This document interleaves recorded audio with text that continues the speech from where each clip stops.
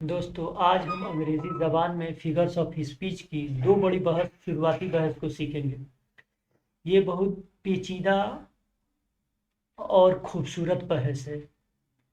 ये हिंदी में अलंकार के नाम से जाना जाता है और उर्दू में अलंकार और हिंदी में अब ये शब्दालंकार भी होता है, अर्थालंकार भी होता है। अर्थालंकार उर्दू में इसे सनाए बदाए कहते हैं।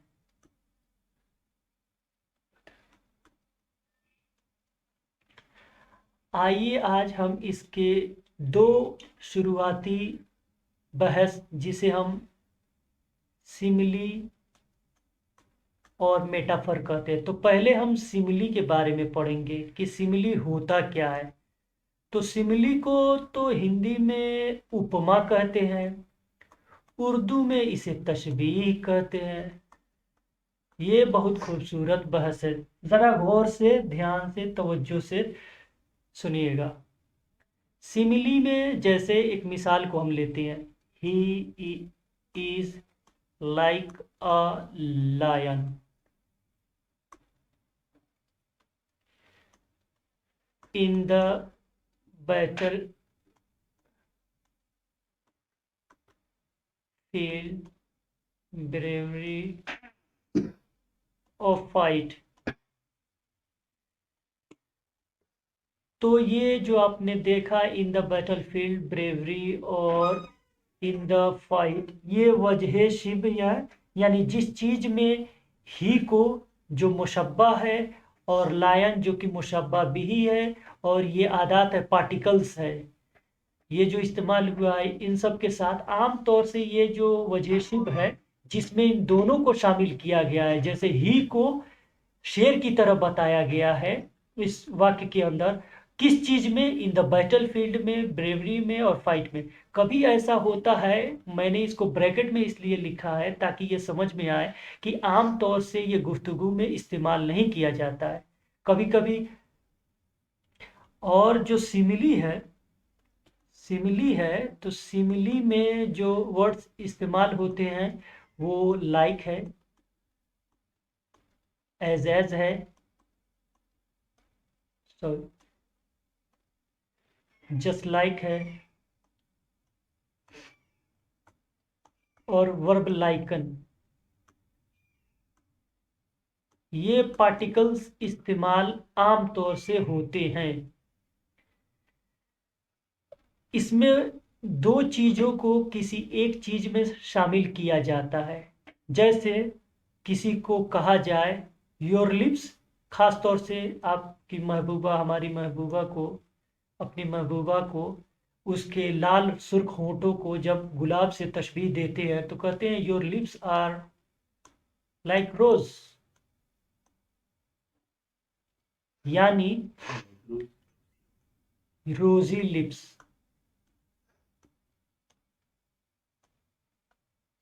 तो इसमें जो लाइक इस्तेमाल हुआ है, तो योर लिप्स जो लफ्ज है इसको कहते हैं मुशब्बा बिही, या the thing, the person being compared. किससे तशबीह दी जा रही है? रोज से। रोज को कहा जाता है the thing being compared to, यानी जिससे तशबीह दी जा रही है, इसको उर्दू में मुशब्बा बिही कहते हैं। क्या कहते हैं? मुशब्बा बिही कहते हैं, और इसको मुशब्बा कहते हैं, यानी द थिंग और person that is being compared, the thing और पर्सन बीइंग कंपेयर्ड टू। तो यहां हमने देखा कि योर लिप्स को शामिल किया गया है किस चीज में? इन रेडनेस में, इन रेडनेस में। यानी जब कोई किसी के होंठ को गुलाब के मानिंद कहता है तो उसका मकसद होता है, यानी गुलाब, यानी जिस तरह उसका गुलाब जिस तरह के सुर्ख होता है, लाल होता है, ठीक उसी तरह से उसका होंठ है। तो कई बार, बल्कि बारहा, जिस चीज को शामिल किया जाता है वो जिक्र नहीं होता। जैसे कि ऊपर के मिसालों में आपने देखा, you are like a lion, और अब तुम शेर हो, किस चीज में शेर हो यहाँ क्लियर नहीं है, यानी ये हो सकता है बैटलफील्ड हो, ये भी हो सकता है बहादुरी की बात की जा रही हो, इससे ऊपर या या ये हो सकता है कि ब्रेवरी हो, ये सब। फिर एक दूसरी मिसाल को लेते हैं, जैसे कोई बहुत ज़्यादा जेनरस हो तो उसके बारे में कहा जाए, कोई बहुत जेनरस हो तो उसको कहा जाए यू आर,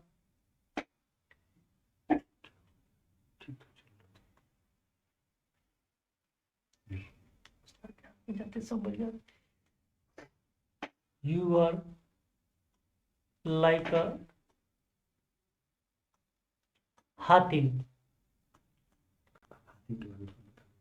तो यह हातिम ऐसा शख्स था जो फयाजी और दरिया दिली, जेनरोसिटी में, यानी बिग हार्टेडनेस में मशहूर हो गया था। तो ये दरअसल उसी की बात चल रही है। तो you are like a Hatim मतलब यू आर जेनरस वन, यानी तुम फयाज हो, दरिया दिल हो, सखी हो, खर्चा करने वाले हो, कंजूस नहीं हो। कंजूस का बिल्कुल उल्टा है। लेकिन मेटाफर में, अब ये जो दूसरी बहस है फिगर्स ऑफ स्पीच, जिसको हिंदी में रूपक कहते हैं, बहुत खूबसूरत बहस है। उर्दू में इसको इस्तिआरा कहते हैं।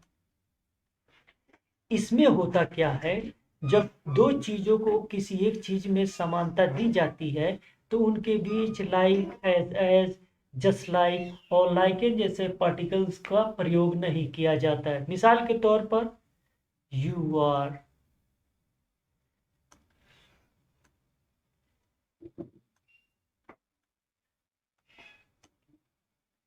ये पार्टिकल्स अब जो देख रहे हैं लाइक, इसका प्रयोग नहीं होगा, जबकि हमने सिमिली में पढ़ा है उसमें होगा।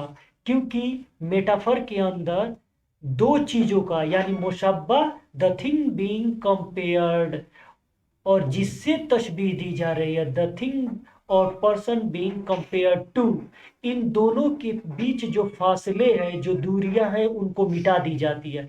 यानी जो मुशब्बा है उसको मुशब्बा बिही के कैटेगरी में दाखिल कर दिया जाता है।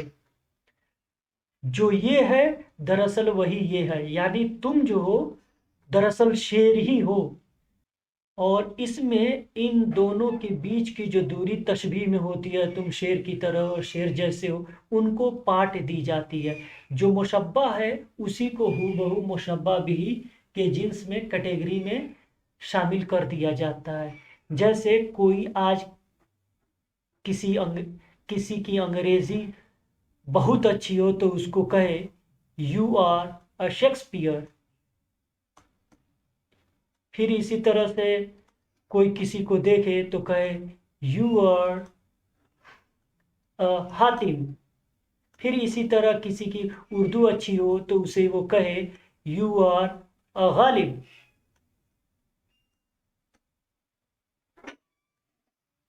फिर इसी तरह से कोई किसी की हिंदी अच्छी हो तो उसे ये देख कर कहे यू आर अ कालिदास। इसका मतलब ये है, क्योंकि आज के इस जमाने में न शेक्सपियर है, न हातिम है, न गालिब है, न कालिदास है। तो इसका मतलब क्या है? इसका मतलब ये है कि Shakespeare was the one who has got fame in English and drama, in English literature or drama. Hatim is a person who was famed, who was famous for his generosity. Ghalib was a person who is who is famous for his Urdu, and as well as Kalidas is famous he was famous for Hindi. तो यहाँ हमने ये देखा, जो मुशब्बा है यानी you है पहली वाली मिसाल में, तो तुमको शेक्सपियर के बीच में कोई एक ऐसा लफ्ज नहीं जिससे इन दोनों के बीच में दूरी हो, यानी जो मुशब्बा है उसी को मुशब्बा भी ही बना दिया गया है, और इनके बीच से जस्ट लाइक, लाइक, एज, फिर इसी तरह से लाइकन पार्टिकल्स को हटा दिए गए। यही हाल दूसरी मिसाल में है, यू और हातिम, तुम्हारे और हातिम के बीच। यही तीसरी मिसाल में है, यू और गालिब के बीच में। चौथे में भी यही है। एक बार फिर से रिवीजन कर देते। सिमिली में लाइक, जस्ट लाइक, एज और लाइकन पार्टिकल्स प्रयोग में लाए जाते हैं, जबकि मेटाफर में ऐसा नहीं होता, क्योंकि मुशब्बा को मुशब्बा भी ही बना दिया जाता है। ये सब नहीं प्रयोग में लाए जाते हैं। तो आज के लिए इतना ही।